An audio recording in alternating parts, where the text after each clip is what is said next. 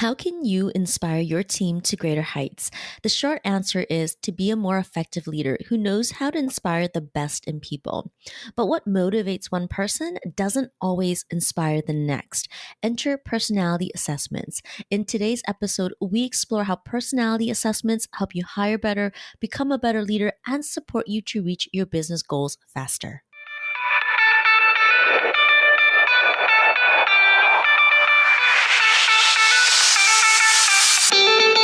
Welcome to the Small But Mighty Agency podcast. If you're a creative consultant or agency owner who wants to know what the roller coaster ride really looks like to grow your business from one to many, you're in the right place. My guest and I pull back the curtains on the realities of growing and running agencies of different sizes and what it takes to build a team. And if you're anything like me, you want more than the highlight reel. You want to learn from the mistakes of others so that you can stop short of making the same mistakes. I'm your host, Audrey Joy Kwan. I spend my days as a coach and consultant to multiple 6- and 7-figure agency owners. For the last 7 years, I've been behind the scenes helping people grow, lead, and operate small but mighty agencies. Here at the Small But Mighty Agency podcast, we'll uncover what works and, equally as important, what didn't work to get these business owners to where they are today. Hey there, welcome back to the Small But Mighty Agency podcast. We have a special episode today about using assessments to be a more impactful leader in your business. Before we get into all the details, let me introduce Cara. She's the CEO of People Core, an organization that focuses on employee development, engagement, and customized training solutions. Cara, let's jump in. Why use assessments for hiring in your business? Assessments in general, they are diagnostic in that they give us, and they enlighten us on people's behavioral styles and their tendencies and their preferences. And when you strengthen the relationship, you get better results. If you strengthen the operations, you get better teamwork. So, coming at it from an assessments perspective, the information that's given to them, that data can be used in a variety of other ways. How do you use assessments to support business growth and team member collaboration? Okay, so there's a variety of assessments out there. For example, Myers-Briggs, DISC is a really popular one as well. And they are really used by organizations to build stronger, safer, more efficient and effective workplaces. And so that could mean something from, increasing collaboration and teamwork. Maybe that there is internal conflict and issues that they want to address and improve. Maybe it's a way they want to better retain employees and improve their recruitment processes. And so lots of different ways that they can be used and applied within a work context. Tell me why people come to you for assessments and what challenges are they facing? I would say predominantly workplace relationships. And so this becomes really important to them when they start losing employees. And so within one team, they start to notice, or there's a flag that's being raised when there's a lot of people leaving. And the managers typically have an understanding that, there's a couple of people on this team that are harder to work with based on the feedback that they get from exit interviews. So that triggers them to say, okay, we've got to do something to better solidify this team, to increase collaboration. How do we get people to self-explore and learn about themselves, to realize how they're acting and how it may appear to others? But also, how do we get the team to better understand each other and to build the tools and the processes that they need to work better together? So that's typically how people will find us and come to us from that starting point. The conversation about the retention of great people and attracting talent in an agency is a hot topic right now. I think for any organization that wants to stay competitive, it should always be a hot topic. And if you're hiring for a really strategic position, leadership position, or a team who really needs a specific skill set to achieve a certain project result, then you can really leverage the assessment data to hire that person who's the best culture fit, who has the best skill set to complement other people on that team. And so it can be used really to help you hire more effectively and efficiently, someone who will then stay longer, have a better working relationship. And then above and beyond that too, part of the onboarding process. So if you don't use it as a tool to find the right person, you can sure use it to incorporate that person into the team more effectively. So team members learn about the new person learns about team members. And really it starts people off at a really great place as a new employee coming in. It gives them that power. I love that you're bringing into the conversation how assessments improve the hiring process. The assessment tools steer you away from hiring blindly and give you insight into things you wouldn't be able to uncover otherwise. A common question I get is, how do I make sure I'm hiring the right person? And my answer is that there are no guarantees, but we can Exactly. layer in these tools to help us make better decisions about the hire. What are your thoughts on when to use an assessment during the hiring process? It depends on the role. If you are, for me, if I'm thinking you're hiring a really critical role where the roles and responsibilities of that individual would be quite significant on the business impact, if the turnover of that employee would be very significant from a cost perspective, losing them and finding someone else, or if there's real competition for that role, meaning you're going to have a very hard time finding someone to replace, I would say the assessments would come front and center, meaning that once you've got your short list of candidates, you would include that as part of the recruitment process at that point. Certainly, you wouldn't want to do a disc assessment for 2,000 people that applied for a role, for example, but someone in a leadership position where you may headhunt or find 5 excellent candidates, it certainly adds depth and perspective to your candidate pool and gives you a whole nother dynamic and a whole nother set of data that you would never have as part of that recruitment process. 100% agree. Your leadership team is a significant investment because they support steering your organization in the right direction, which makes investing resources like assessments worthwhile. The turnover of a leadership role can create a lot of stress on a growing business. The extra time you spend on due diligence can save you a lot of headaches later on. It also can really be a competitive advantage for organizations in these roles where they're highly competitive. My bet is that a lot of these candidates would not have experienced that type of assessment as part of the recruitment process. And in these days where it is an employee market, you want to be able to showcase yourself and your employer brand as something that is dedicated to the employee experience. You're cognizant and you're mindful of that the recruitment process and being part of an organization and a team goes beyond what's written on your resume and your skill set that you've identified. And so if I was a candidate coming in and they said, you know what, it's really important to us, that we go above and beyond to understand you in more depth, to see if you're a culture fit for us. Here's a disc assessment. I'm going to go home and think about all my interviews and think, holy man, this organization really knocked it out of the park. Like, I haven't had this opportunity to do this before. I've learned something new about myself with these results, and how excited I am now to wonder what else is in store for me if I'm hired on with this organization. I want to spend some time on the topic of being an employee market right now. For those who might not know what that means, can you tell us more? Yeah, well, similar to the housing market, it's either a buyer's market or a seller's market. So right now, as you know, it's a buyer's market, or sorry, it's a seller's market. So there's, the people selling the houses, the people who own the organizations, they would have the power to decide. They'd be able to pick and choose. They can raise their price or lower their price, take benefits away, add benefits. But coming into this post-COVID era, as everyone has heard, the great resignation, all of these terms that are coming with it, employees are no longer satisfied with the absolute basics that organizations have to offer. And we've all learned about the working from home and, remote and all of these things. But truly, this generation of workers wants more, expects more. Money is not a sole motivator anymore.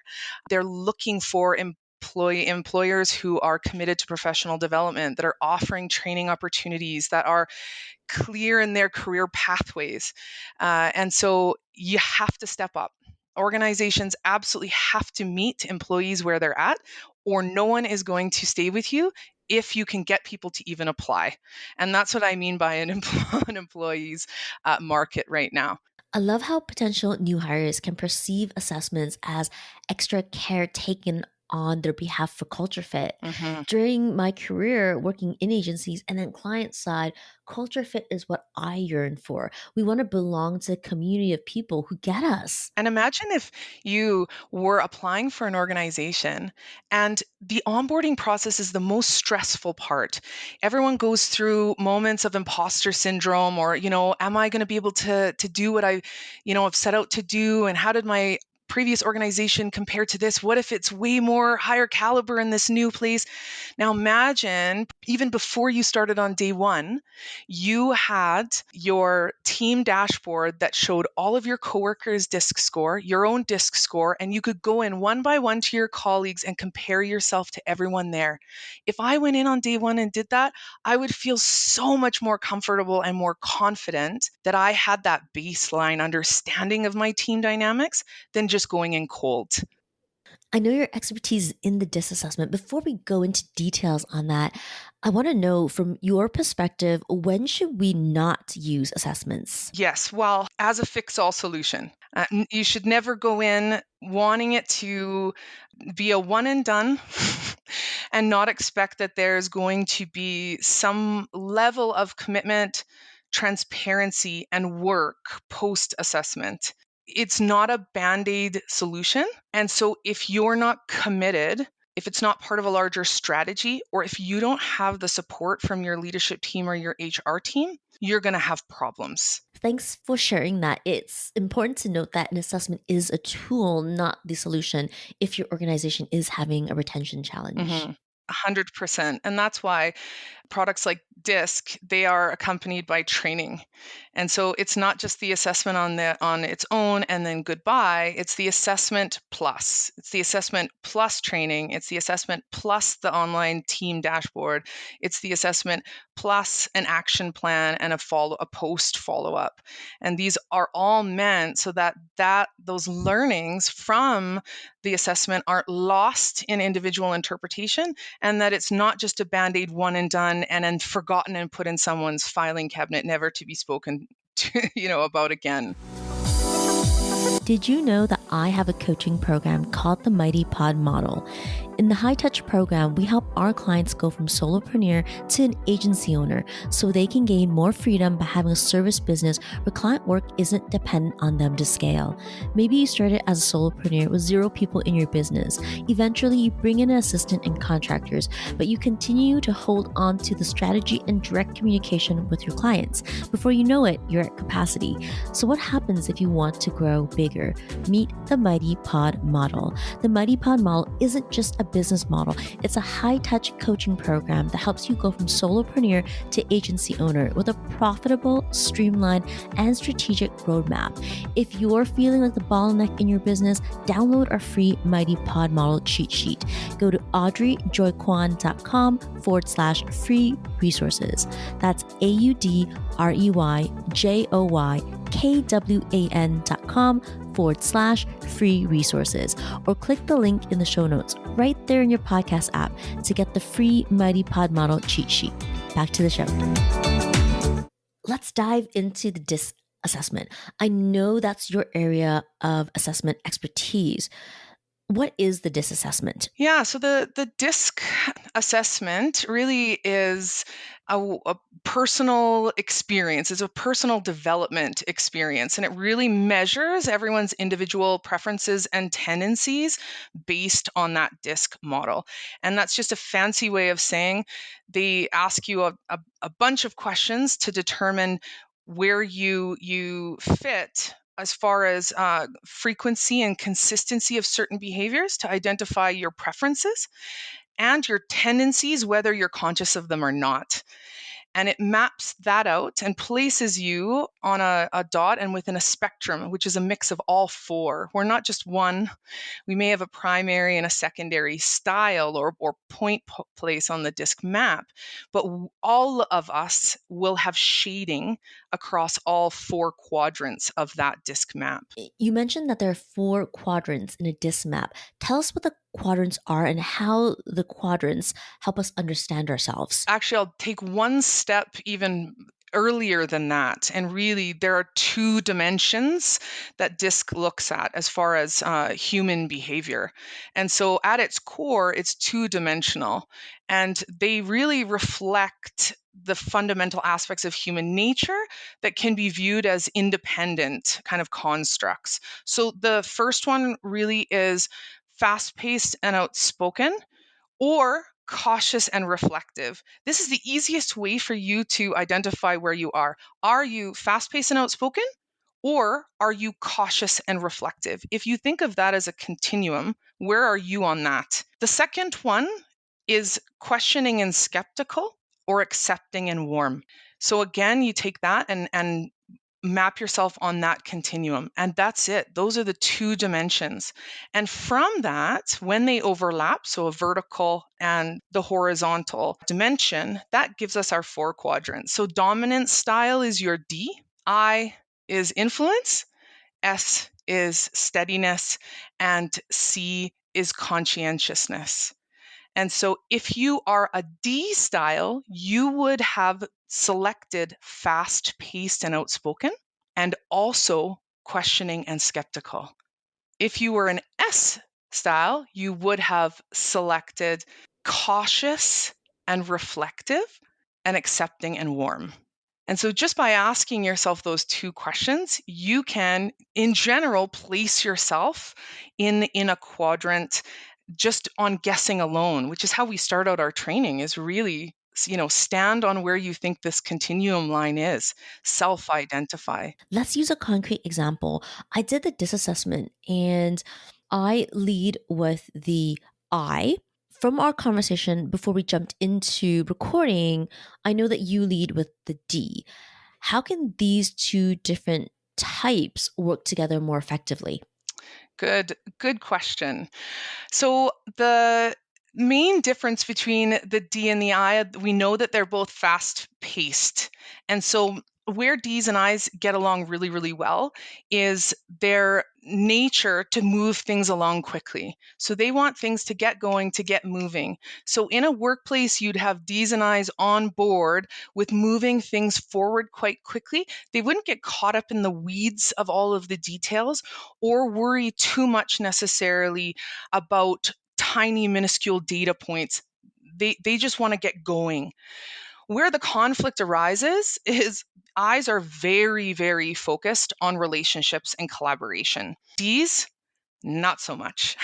They're focused on the facts, they're focused on results, even if it's at the impact of relationships. So, where D's have to take a moment and realize that other people need attention, need care, need nurturing, you have to invest in people in a relationship way in order to gain trust and be able to work together. I's already there. I's are there, but almost too much. So I's are optimistic, and praise are their 2 most overused qualities. And so where the I's are deeply invested in the group harmony and making sure everyone's on board and everyone's feeling great, the D's aren't caring at all. Necessarily. Not at all, because of course we're a blend of all 4 styles, but significantly less. It wouldn't be the first thing. And when we talk about these behavioral pieces for each one, again, this is how we would act in the most natural way. So as a D, speaking for myself, that is totally true. Does it mean that I can't focus on social interactions and relationships? Of course I can. In fact, I'm even good at it. But for me, it's a stretch for me to be able to live in that space. So if I was in a role that required me to 8 hours a day interact and collaborate and make sure that there's harmony and group cohesion and collaboration, my bucket would be much emptier than you would be, because that would come much more naturally from you. And that's really how we leverage this information. It's not that I can't do it. It's not that I'm not good at it. And for you, the same. It's just, if we're looking from an energy perspective and where to best leverage my strengths, I would leverage you, Audrey, to manage those meetings and to get people pumped and get people involved, because for you, it's more natural, comes to you more naturally. The gift of doing assessments are the insights we gain about our natural tendencies and how we communicate and work. And when we come from that place of understanding, being on a team is easier. What's interesting to me is that if your assessment shows you are inclined to work or communicate in one way, that doesn't mean you can't perform or even be great in the other quadrants. It just means it drains you. Mhm. Yeah, it would take a lot more energy. And so, you know, for example, if they say, stereotypically, D's end up being in more leadership or managerial roles. And the reason for that is they're very straight and very direct with the way that they communicate, which in our world equates to, being having confidence. So I have confidence. I can articulate my needs.